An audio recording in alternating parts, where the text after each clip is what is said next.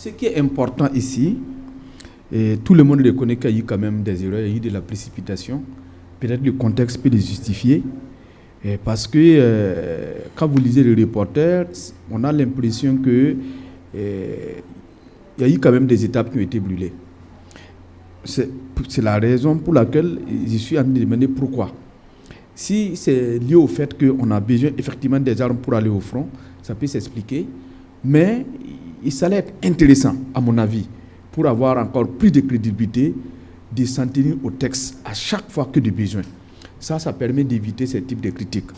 Mais là où quand même il faut saluer, Inata, l'exploitation c'est pour 4 ans. Kambao, 22 ans. On a déjà en quelque sorte bouffé 1 an, donc il reste 3 ans. Les accords, quand vous les remarquez, c'est 12 mois et quelques qu'on a signé. Ça ne va pas, on arrête ici et maintenant.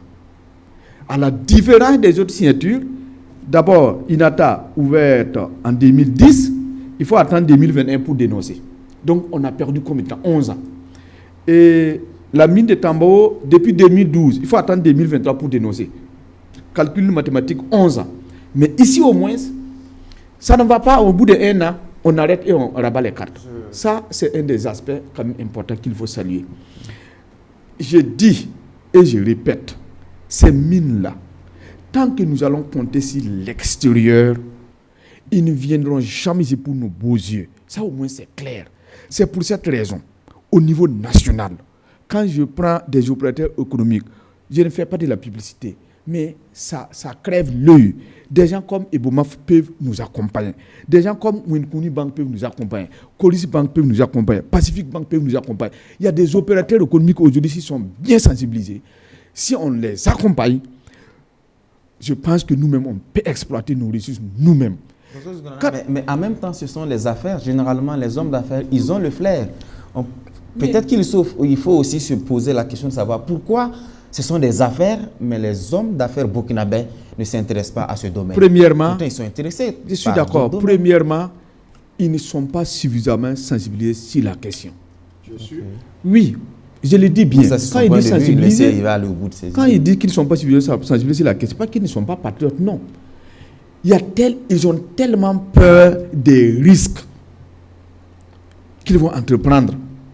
Mais il suffit seulement que les premiers acteurs les sensibilisent sur la question, qu'on les sécurise, en tout cas, ils se rassurent qu'en investissant, il n'y aura pas de l'arnaque.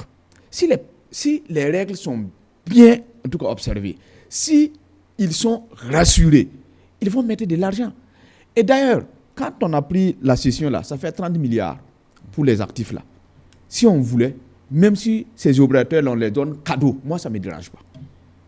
Pourvu seulement qu'ils remplissent les cahiers de charges. Pourvu seulement qu'ils remplissent, que les contrats là qui vont être signés, ils les respectent à la lettre. Qu'ils créent de l'emploi. Que la part qui doit revenir à l'État rentre dans les caisses de l'État. C'est des Burkinabés. Et je suis convaincu, quel que soit ce qui va se passer après, l'important qu'il investisse au Burkina Faso.